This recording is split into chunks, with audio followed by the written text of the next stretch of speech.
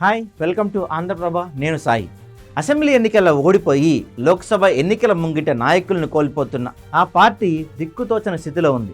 కీలక నేత అరెస్ట్, అధినేత గాయంతో సతమతమవుతుంది. సిట్టింగ్ ఎంపీలను చేజార్చుకుంటూ అభ్యర్థులను వెతుక్కుంటుంది.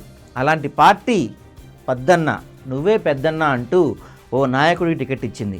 తెలంగాణలోనే కాదు, ఏపీ నుంచి కూడా ప్రస్తుతం ఏకైక కేంద్ర మంత్రి జి కిషన్ రెడ్డి. అలాంటి నాయకుడి నియోజకవర్గం సికింద్రాబాద్.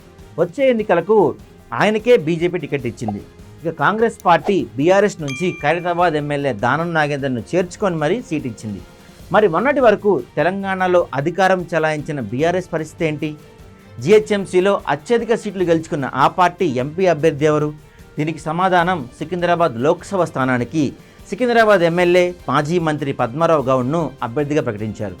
ఖైరతాబాద్ మాజీ ఎమ్మెల్యే దివంగత పీజేఆర్కు అత్యంత సన్నిహితుడైన పద్మారావు గౌడ్ 1991 వరకు కార్పొరేటర్గా ఉన్నారు. కాంగ్రెస్ నుంచి 2001లో టీఆర్ఎస్లో చేరారు. పార్టీ గ్రేటర్ హైదరాబాద్ అధ్యక్షుడిగా పనిచేశారు. 2002లో కారు గుర్తుపై కార్పొరేటర్ అయ్యారు.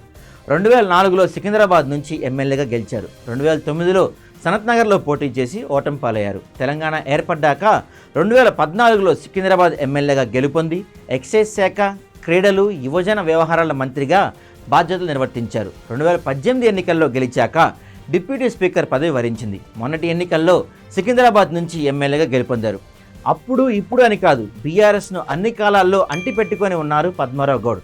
పార్టీ నుంచి ఎందరు బయటికి పోయినా ఆయన మాత్రం కొంచెం కూడా పక్క చూపు చూడలేదు. మరోవైపు పదవులు ఇచ్చినా ఇవ్వకున్నా బీఆర్ఎస్లోనే కొనసాగారు. ఇక ఇప్పుడు కీలకమైన సికింద్రాబాద్ నుంచి ఎంపీగా పోటీ దిగుతున్నారు. కార్పొరేటర్గా హైదరాబాద్ కౌన్సిల్లో, ఎమ్మెల్యేగా అసెంబ్లీకి వెళ్ళిన పద్మారావు గౌడ్ మరి ఎంపీగా పార్లమెంట్ మెట్టు ఎక్కుతారా లేదా అనేది చూడాలి.